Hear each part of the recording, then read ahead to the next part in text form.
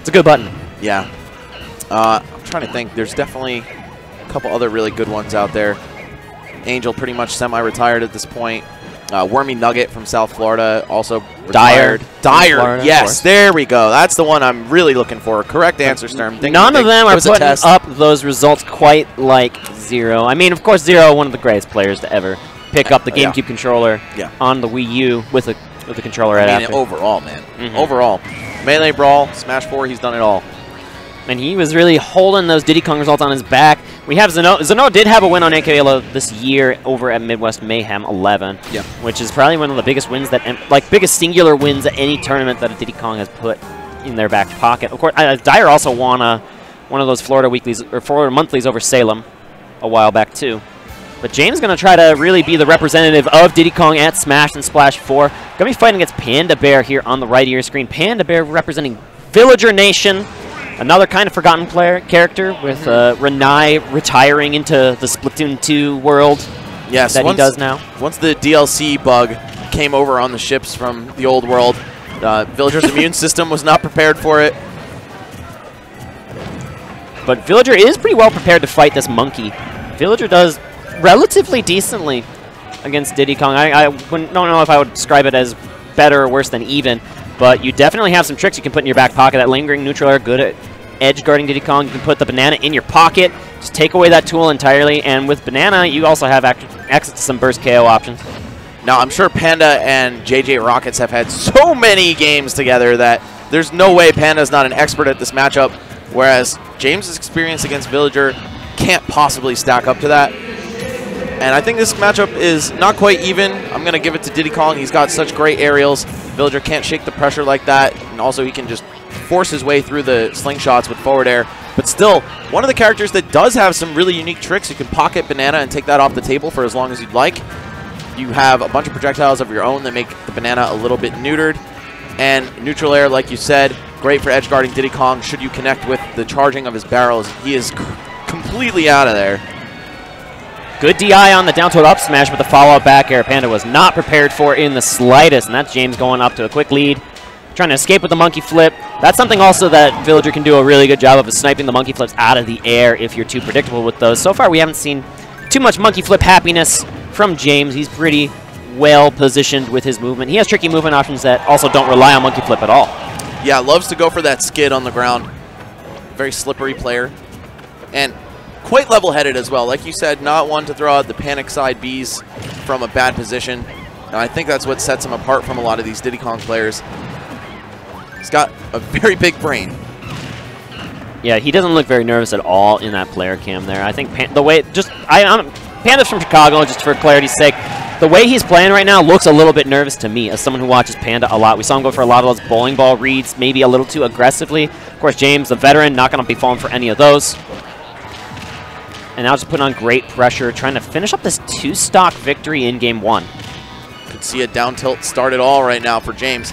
Panda Bair going to need to pick something up. Back throw will do it at the edge. Of course, any of Villager's smashes, well, I guess not down smash, but forward smash and up smash will also get the job done, in a slingshot right into the face. James going to come back with no rage to speak of now. Needs to earn this kill a little bit harder. Tack on some more damage before the down tilt will confirm the death. Yeah, Villager's surprisingly chunky. You'd think he'd be a lightweight, but he lives relatively medium weight. Both of these guys, just a peg below the plumbers. There we go. Up throw into up air. That confirms. Still going to work forever. And now the down tilt up smash should be online, but maybe not going to need it. Only getting like a sour hit of that forward air. Yep. Jumping away with the neutral air onto the shield very safely. Retreating to the ledge, buying a little bit of time. That was smart from Panda Bair, but also he cornered himself, which can be really risky. Still hanging on. Still fighting. Trying to spike. Almost called him JJ. Trying to spike James right there with the down air. Unfortunately, didn't reach far enough through the edge. James recovered, and it's a 1-0 lead for our Diddy Kong player here. Panda's very young. This is definitely his first time on a stage like this. So the nerves could be coming into play. But I think maybe he was getting a little bit of momentum back. He saw a really good combo from the left to the right side of that screen. Maybe refiguring out that, yes, I've played this matchup millions of times before. I know how to fight this character. And we're going to go to the triplats. This is Panda's preferred counter pick. He loves being able to throw bowling balls or potted plants at all sorts of the angles that's offered by these side platforms here. Immediately opening with one, too. I think it was roughly around the time of the last Smash and Splash that Panda Bair really started to hit his stride as a player. He's always been good. He's been ranked in Chicago for quite a while. I mean, you tell me, you know better than anybody. When was it that this guy really started to turn it on? Because I've seen, especially in the last couple months, his results have taken an uptick for sure. He's been around since like 2016 as a player. That was back when me and him would go like game 3 last stock, last hit, and one of us would either clutch it out or the other. But it's been a long time since I played him in bracket. He is a monster, always getting into the top 8s or top 4s or 3s even at our very stacked weeklies that feature very strong players, including the likes of JJ Rockets, Ned, and Tyroy, who we have seen a little bit of today already. Also has done a bit of picking up Marth, to my understanding. Yeah, Marth and Lucina for those DLC matchups. Yeah, not something we're going to see here against Diddy Kong because, to be frank, those matchups aren't very great for them either. I would solidly give Diddy Kong an advantage. Not a huge one, but could definitely say that Marth and Lucina don't win. Yeah, and he's very comfortable with the Villager in this particular matchup as well. We talked about that. His good record versus JJ Rockets in our region. And looking to get an air dodge read, but kind of lingering a little too long in the air. That fall speed not going to allow the read to connect as he would have liked. I'm a big fan of how Panda Bair recognized the weak hit of the up air. Could have been a huge setup opportunity for him, but unfortunately, James taking the nice and easy stuff. He waited for the bowling ball and then waited for the roll after the bowling ball because he knew Panda was going to freak out. He's just like, I know what you're going to do, dude. I got you on red. Couple layers of Yomi deep as well. I know what James was looking for there with that full hop. He wanted a landing there to set up for a down air and to put Panda in an early grave. Diddy Kong, a character who definitely doesn't have kill power like that bowling ball does. We talked about how the platforms can offer the bowling balls really strange angles here. Definitely coming into play, sniping that forward air out of the skies. Definitely a strike. Diddy, one of the characters that really has to earn his kills the hard way. But doing it the hard way is relatively easy for him because he has these very guaranteed setups out of grab, out of banana, out of down tilt that are pretty much solid at any percent. Putting on pressure here is Villager, and this is actually a weirdly passive James. He knows like if he overextends versus Villager, Villager can like get some crazy shenanigans started, especially with that tree online with the axe there. The bowling ball. Who would think that a character has both a bowling ball and an axe? You know, and a tree too. Villager has deeper pockets than Link. Yeah, that's very true. Oh, gonna go for the throw off the stage. Very high recovery from James. Doesn't want to mess around with anything low, knowing how good Villager is at ruining those low recoveries. Yeah, he can just go for the deepest chase with the neutral air and always make it back, not have to worry about putting himself at risk. Panda Bair, though, trying to swing the axe. It's a lot of damage if he manages to land it, but not quite a kill this early. Okay, getting pressure down, but this grab's going to come through here for James. Not enough, and escaping from the platform. If James got a regrab, that could have spelled doom. Loving these setups on shield. Panda using that gyroid to full effect. Very much like an assist in a team fighter. Just follow behind it and get your mix-up. Oh, and the 3-turn, it's going to knock James off to the side. Suddenly we have a game here, 85% already built up under the Diddy Kong, but another just good challenge. Battlefield is keeping them alive. And some excellent DI from Panda Bair. So many times I've seen people cross themselves up trying to survive Diddy Kong's up smash. Great shield here, but the shield right back from James, and he's going to take a 2-0 victory. Not enough of a cross-up, I think, for Panda was the attempt at that neutral air, and James locks it down with one of the best anti-air up smashes. Matchup experience or not, James showing to be the more solid of the two players in these past two matches. Still anyone's game, though. Panda Bair shown that he's not afraid to just throw those bowling balls out. He's got some elaborate setups of his own. I could see him taking at least one game, maybe taking it to the 5th, and maybe even taking the whole set. We'll see, though. I think I heard, okay, no, he might have just deselected Villager and then went right back. I don't predict him switching off of this character in this set, especially when he's this far behind right now. Sometimes you want to go for that Hail Mary with the counter pick, but I know this Villager is very much his most comfortable character, and this stage is very much his most comfortable stage. It's definitely a close match in that Game 2. Let's see if Game 3 can be any different of a result for the Chicagoan. James, though, just showing to be so solid overall. I feel like I haven't seen this guy get cheesed out or janked out in a long time. even when he was just a young player on the rise, you know, he would always pull off miraculous wins, not fall victim to the crazy stuff. He's just a very cerebral player overall. I think Diddy Kong's the perfect character for him. Of course, he started with Luigi, right? But played a little Cloud as well. Oh, but here we go. Big combo opportunity and going to get the re-grab. That's good damage. Not going to kill, of course, onto Battlefield. But Panda is living so far. Now, if you're curious who these players have beaten in bracket already today, James was able to take a set on Captain Zach earlier before falling victim to Salem. And then I believe James beat Maloney, one of the Clouds from Michigan, to get to this point. Panda Bair got some big wins in the winner bracket. His main win of this tournament so far is a 3-1 win on Darkshad to make it in the top 16. Yeah, very, very impressive as well. Darkshad, best player in Ohio before the Leap of Faith invasion happened. Yeah, he's a monster of a player, but right now both these players trying to prove how monstrous their gameplay is on Battlefield. Just trying to sneak away from those down tilts right now is Villager. He had a little bit more room to work with. I love how James uses the throw and vulnerability to parry the Lloyd Rockets a little bit.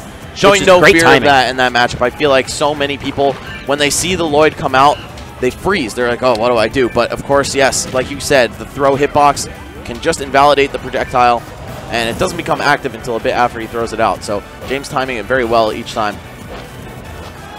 Banana in hand here. Can James find a way to steal out the stock? Whoa, okay. He actually fell off the ledge. That ruins the trip animation, which could have confirmed into death. Still could have gotten a down smash, but I don't know. James freezing up a little bit, and it's going to be Panda Bair taking the first stock for the first time here. Panda's luck showing good at the moment, getting the 3 turnips. I think 2 turnips would not have killed on Battlefield, but it's kind of hard to be exactly precise on that situation. Because 2 and 3 turnips are both excellent. The 1 turnip is the one that's clearly the weakest of the 3. On Sunday, you should always get 3 turnips because of that event in the game. So Panda just got to make top 8, and then he's just going to be the best version of Villager. That's why Renai made such a deep run in Genesis 3. You know, you're onto something. You're onto something, Max. Look at the shield pressure, though, from Panda. That shield's very low, but the double whiff. That was a Roy zone for sure for my non-melee players out there. That's when they're too close to you. They're too in your range to be in your range. Yoshi has one of those. His forward smash has a hole in his neck that just doesn't make any sense whatsoever, but it's what it is. We almost saw Panda Bair take a game right there, by the way. Holding that bowling ball right over James's head, but not the right timing on the release. James, though, now with some big chances. Just going to rinse and repeat after those throws. Oh, scary stuff. And it's actually kind of harder than you think to punish that bowling ball on shield. It actually does a lot of shield pushback if you don't power shield it. Yeah, it's relatively safe. Of course, definitely punishable, but if you're not ready for it and you don't have a long punish or a quick dash, you can see Villager get away with it. Sniping him out with the slingshot, buying a little bit more time with this ledge gameplay that we're used to seeing from Villager, using the double jump, a wall jump, and then the double gyroid. Yeah, that cancels if you just throw it right there on the ledge. And the banana in the pocket. This is the first time we've seen this attempt at counterplay here. James, though, not laser focused on using that by any means. He's very competent at just scrapping it out. Diddy Kong's normal, some of the best in the game, so no reason to think this character is a one-trick pony, and especially not in the hands of this player. There's some players I see in this matchup that don't pull the banana at all. Right. There are some players I see who pull the banana, throw it down, and then pick it up again so that when you throw it the second time, it doesn't actually linger for Villager to be able to pick it up. Yeah, that's that third eye level stuff when you waste a throw of the banana. Pretty good in a lot of matchups, by the way, or almost independent of matchup, because if you're worried about your opponent using it against you, you can just take that off the table. I see it in the banana matchup too, because that's at which timeable, but from center stage, nice throw. Sealing it out. Panda getting on the board. If Ness is the king of back throws, Toon Link and Villager are his sons. They're the heirs to the throne, to borrow that PGR comparison we were talking about. Now, with a game on the board for Panda here, James is going to get to choose the stage himself now. We're not going to see Battlefield again, I do not think. Being able to drop the bowling ball from those advanced heights is very scary, so I'm glad that James is kind of taking that off the table here for Panda. Of course, it's still possible with Town and City, but the platforms are going to disappear, their heights are going to vary, and you're going to see that down tilt to up smash killed that much earlier for Shoyo James here, if he's able to land it, which, you know, frame 4 poke, I would hope he is.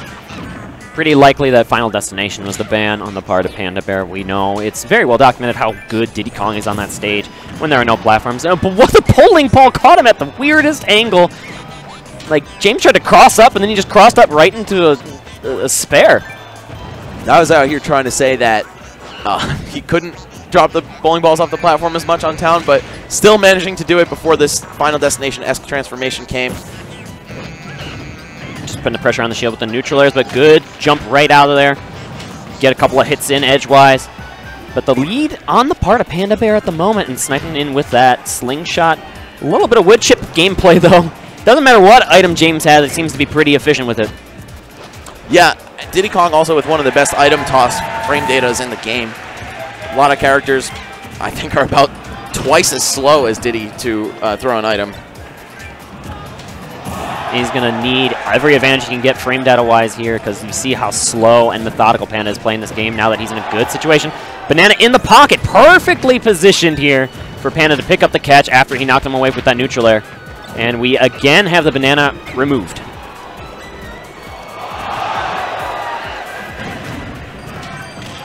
Up tilt here, not gonna be enough to take a stock yet. But the down tilt, not again in return. But we see the banana going in the pocket. If the villager does die, Diddy gets his banana back. All right, knockdown situation. Gets time to put the gyroid out, but wow, falling out of the last hit, and James still gonna get another chance there. All of a sudden, one more stock away from advancing further into this bracket. Is this for top 8? No, this is for top 12, top correct? 16, yeah. Loser gets 13. Right. So we're going to see the winner of this take on Komori Kiri. Is it going to be James? Is Panda Bair going to at least take us to a 5th round here? We got to find out soon. Panda Bair playing very evasively here, just trying to goad James into the corner. Hey, you think you've got me trapped? All of a sudden, a pivot grab coming your way and taking you out. But we're not living in that universe quite yet. James with a bit of work to do to take the win here, but Panda Bair not making it easy for him. Panda Bair still playing slow and methodically, even though he's behind. Doesn't need to rush it. Gonna get the snipe out. Oh, okay. Just a little bit too slow. I feel like he let himself get stuck in skid for too long before even starting to charge the bowling ball. You can release it so quickly. You just have to start the initial frames of the move up. Oh, look at these combos. Panda Bair I thought he was just going to go for the down air instead of that last forward air that connected. That could have been destructive if he got the 3 turnips. Probably wouldn't have actually worked, though. So it doesn't have actually nearly as much horizontal regen, fortunately, and like just the jump doesn't go too very far horizontally either here for Villager. He's kind of stuck in his verticality there. Panda Bair using the sliding of the Town and City platform to get the bowling ball coming out at a very weird spot. And James using those auto-cancel frames on his down air. Every frame before the hitbox comes out actually will auto-cancel. So Diddy Kong's used that as a bit of a sleight of hand where it looks like they're starting up a move that you have to block. All of a sudden they're on the ground with no lag grabbing you. Retreating back behind the safety of the tree. But, exactly what you were talking about there, where that Lloyd Rocket does not activate perfectly as you press the button, and that's going to allow James to get the nice combo to finish up the game. Moving on 3-1, guaranteed 9th now.